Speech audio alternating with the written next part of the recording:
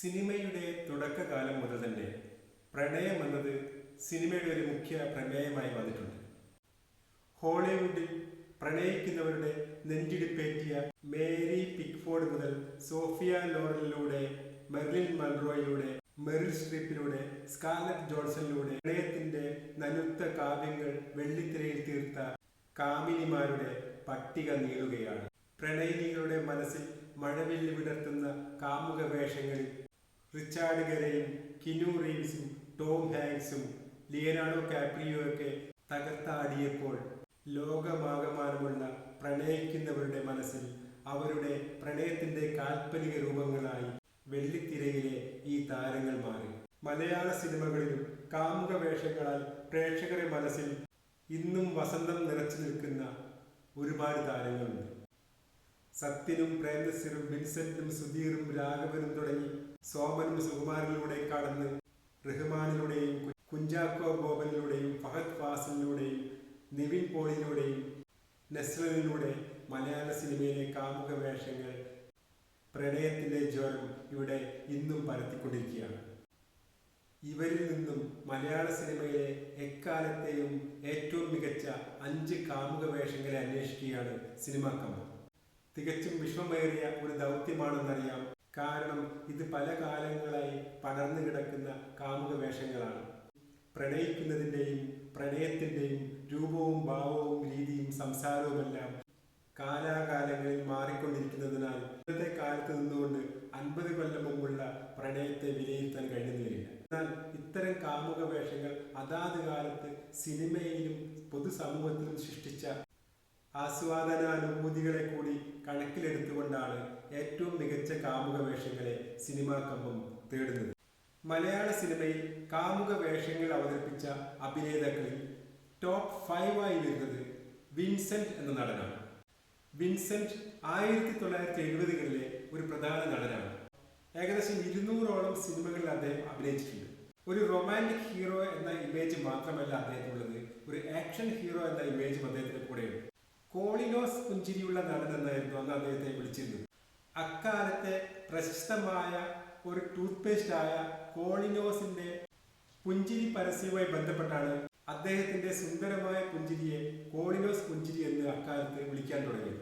അക്കാലത്തെ മുഖ്യ നായികമാരായ ശ്രീവിദ്യ, വിധുബാല, ജയഭാരതി, ഷീല തുടങ്ങിയവരൊക്കെ അദ്ദേഹത്തിന്റെ നായികമാരായിട്ടുണ്ട്. ഇതിൽ ഏറ്റവും കൂടുതൽ പ്രാവശ്യം അദ്ദേഹത്തിന്റെ പ്രണയിനിയായി അഭിനയിച്ചത് ജയഭാരതിയാണ്. അയൽക്കാരി, കര കാണാക്കടൽ, അഴകുള്ള സെലീന തുടങ്ങിയ സിനിമകളിലെ ഈ പ്രണയ ജോഡികൾ അക്കാലത്തെ പ്രേക്ഷകൻ വളരെയധികം ആസ്വദിച്ചിരുന്നു. പ്രണയ നായകനായി പ്രേംനസീർ നിറഞ്ഞു നിൽക്കുന്ന കാലമായിട്ട് പോലും ശ്രദ്ധിക്കപ്പെടുന്ന ഒരുപാട് കാമുക വേഷങ്ങൾ അദ്ദേഹത്തിന് ചെയ്യാനായി. ടോപ്പ് 4 ആയി വരുന്നത് പ്രശസ്ത നടനായ റഹ്മാനാണ്. പത്മരാജന്റെ കൂടെവിടെ എന്ന സിനിമയിലൂടെയാണ് അദ്ദേഹത്തിന്റെ അരങ്ങേറ്റം. കൗമാരക്കാരനായ റഹ്മാന് ആ സിനിമയിൽ ഒരു മുഖ്യ വേഷം കിട്ടിയിട്ടുണ്ടെങ്കിലും പ്രണയം അതിലൊരു പ്രധാന ഘടകമായിരുന്നു. എന്നിരുന്നാലും പ്രണയത്തിന്റെ ചില മിന്നൊളികൾ അവിടെ എവിടെയായി കൗമാരക്കാരന്റെ ഭാവസാന്ദ്രമായ ജിജ്ഞാസാഭരിതമായ ലജ്ജ കലർന്ന നോട്ടത്തിലൂടെയും പുഞ്ചിരിയിലൂടെയൊക്കെ അതിസൂക്ഷ്മമായി പ്രേക്ഷകന് പകർന്നു നൽകാൻ റഹ്മാന് ആദ്യ ചിത്രത്തിൽ തന്നെയായി. പിന്നീട് കുറെ വർഷങ്ങൾ മലയാള സിനിമയിൽ ഒരു റഹ്മാൻ തരംഗം തന്നെയായിരുന്നു. മമ്മൂട്ടിയുടെയും മോഹൻലാലിന്റെയും ഒപ്പമോ അല്ലെങ്കിൽ അതിൽ നിന്നും അല്പം മുകളിലോ തന്നെയായിരുന്നു റഹ്മാന്റെ മലയാള സിനിമയിലെ അക്കാലത്തെ സ്ഥാനം. ചടുലമായ നൃത്ത ഗാനരംഗങ്ങളുടെ അക്കാലത്തെ യുവതയുടെ ഒരു രോമാഞ്ചമായി മാറാൻ റഹ്മാന് കഴിഞ്ഞിരുന്നു. കളിയിൽ അല്പം കാര്യം, എന്റെ കാണാക്കുയിൽ, എന്ന് നാഥന്റെ നിന്നി, കൂടും തേടി, തമ്മിൽ തമ്മിൽ, ഇവിടെ തുടങ്ങുന്നു തുടങ്ങി ഒരുപാട് സിനിമകളിൽ നായകനായോ ഉപനായകനായോ ഒക്കെ റഹ്മാൻ അഭിനയിച്ചപ്പോൾ അതിൽ മിക്കതും പ്രണയ പനി പടർത്തിയ കാമുക വേഷങ്ങളായിരുന്നു. ടോപ്പ് 3-യിൽ വരുന്നത് കുഞ്ചാക്കോ ബോബൻ. കുഞ്ചാക്കോ ബോബൻ ആദ്യമായി അഭിനയിച്ച അനിയത്തിപ്രാവ് അന്ന് പ്രേക്ഷകർ വളരെ ആകാംക്ഷയോടുകൂടി കാത്തിരുന്ന ഒരു സിനിമയായിരുന്നു. അതിന് കാരണം ബേബി ശാലിനി എന്ന പ്രേക്ഷകരുടെ പ്രിയപ്പെട്ട കൊച്ചുകുട്ടി വളരെ കാലത്തിന് ശേഷം ശാലിനിയായി സിനിമയിലേക്ക് തിരിച്ചു വരുന്നു എന്നുള്ളതായിരുന്നു. ആ സിനിമ ഒരു വൻ വിജയമായി മാറിയപ്പോൾ ശാലിനിയോടൊപ്പം തന്നെ കുഞ്ചാക്കോ ബോബൻ എന്ന അതിലെ പുതുമുഖ താരവും ശ്രദ്ധിക്കപ്പെട്ടു. മലയാള സിനിമയിൽ ചെറിയൊരു ഇടവേളയ്ക്ക് ശേഷം പ്രണയവും അതിന്റെ ചാബല്യങ്ങളും വീണ്ടും തിരിച്ചു വരികയായിരുന്നു.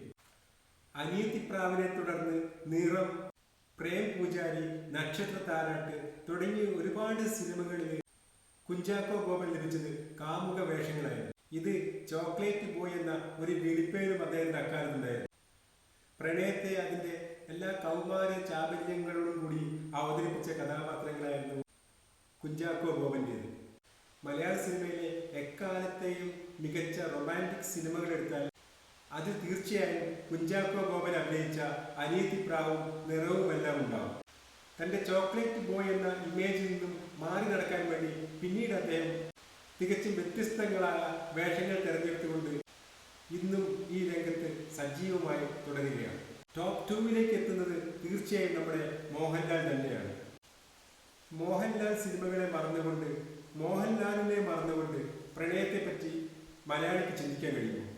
കഴിഞ്ഞ കുറച്ച് ദശകങ്ങളായി പ്രണയിക്കുന്ന കാമുകന്റെ രൂപഭാവ ചലനങ്ങളിൽ, നോട്ടത്തിൽ, സംസാരത്തിൽ എവിടെയെങ്കിലുമൊക്കെ അത്രയും ആഴത്തിലാണ് മലയാളി യൗവനത്തെയും അവന്റെ പ്രണയമോഹങ്ങളെയും മോഹൻലാലും അദ്ദേഹത്തിന്റെ കഥാപാത്രങ്ങളും ഇറങ്ങിച്ചെന്നിരിക്കുന്നത്. 300-ലധികം സിനിമകളിൽ അദ്ദേഹം അഭിനയിച്ചിട്ടുണ്ടെങ്കിലും ഒരു മുഴുനീള റൊമാൻറ്റിക് ഹീറോ ആയി അദ്ദേഹം അഭിനയിച്ച ചുരുക്കം ചില സിനിമകൾ മാത്രമേ ഉണ്ടാകുകയുള്ളൂ. എന്നാൽ പ്രണയമൊഴിഞ്ഞുള്ള സിനിമകൾ അദ്ദേഹത്തിൻ്റെതായ അപൂർവമാണ് താൻ.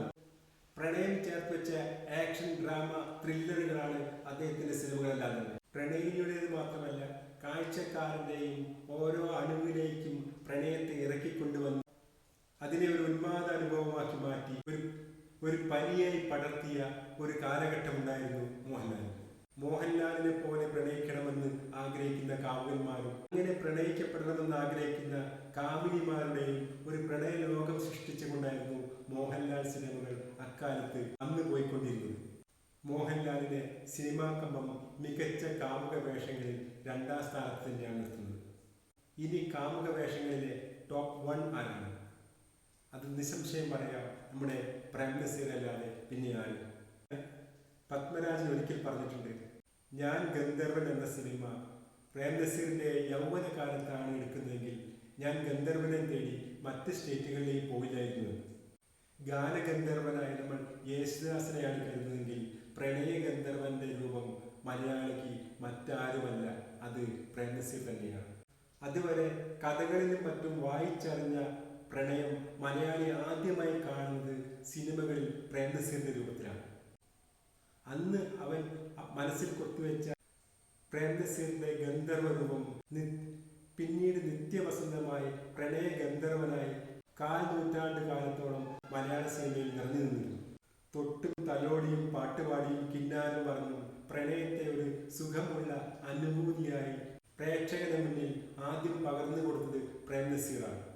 അദ്ദേഹത്തിന്റെ വശ്യമാർന്ന ആ മേനിയഴകും മുഖകാന്തിയും എക്കാലത്തെയും കാമുക സങ്കല്പത്തിന്റെ മൂർത്തി രൂപമായി അദ്ദേഹത്തെ മാറ്റി. യേശുദാസിന്റെ മാധുര്യമൂറുന്ന ഗാനങ്ങൾ പ്രേം നസീറിന്റെ രൂപത്തിൽ പാടി അഭിനയിക്കുമ്പോഴാണ് ആ ഗാനം പൂർണ്ണതയിലെത്തുന്നതെന്ന് യേശുദാസ് തന്നെ പലപ്പോഴും പറഞ്ഞിട്ടുണ്ട്. മടുക്കാത്ത, കണ്ടിട്ടും മതി വരാത്ത പ്രണയസല്ലാപങ്ങളടങ്ങിയ ബ്ലാക്ക് ആൻഡ് വൈറ്റിൽ പോലുമുള്ള അദ്ദേഹത്തിന്റെ ഗാനരംഗങ്ങൾ ഇന്ന് യൂട്യൂബിൽ മില്യൺ കണക്കിന് വ്യൂവേഴ്സ് ഉണ്ടാകുന്നതിന് കാരണം മറ്റൊന്നുമല്ല, പ്രണയത്തെ തൻ്റെ രൂപഭാവ ചലനങ്ങളുടെ അനശ്വരമാക്കാൻ അദ്ദേഹത്തിന് കഴിഞ്ഞത് കൊണ്ടും കൂടിയാണ്. ഇത് തികച്ചും വ്യക്തിപരമായ ഒരഭിപ്രായം മാത്രമാണ്. നിങ്ങൾക്ക് വ്യത്യസ്തമായ അഭിപ്രായങ്ങൾ ഉണ്ടാവും. നിങ്ങളുടെ അഭിപ്രായങ്ങൾ തീർച്ചയായും കമൻറ്റ് ചെയ്യണം. ഈ വീഡിയോ ഇഷ്ടപ്പെട്ടാൽ ഇനിയും സബ്സ്ക്രൈബ് ചെയ്യാത്തവർ സബ്സ്ക്രൈബ് ചെയ്യണമെന്ന് അഭ്യർത്ഥിക്കുന്നു. പുതിയൊരു വീഡിയോയുമായി വരുന്നതുവരെ എല്ലാവർക്കും നമസ്കാരം.